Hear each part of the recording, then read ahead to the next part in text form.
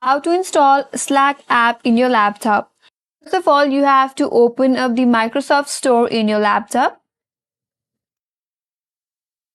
And there, make sure that you're logged in with your Microsoft account. Once you're logged in your Microsoft account and you land on your home page, now navigate to the search bar at the top of this interface and there simply type in Slack. And after you search for that in your interface, you will get Slack application. So simply click on that. And now to download in your laptop, on your left hand side there is a button as Get. So simply click on Get.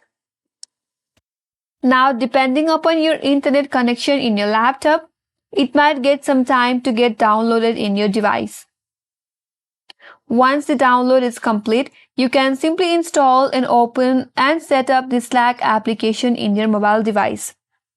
And that's all for today's video. Hope this video was helpful.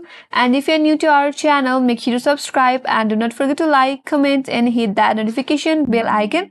Thanks for watching and I will see you on next video.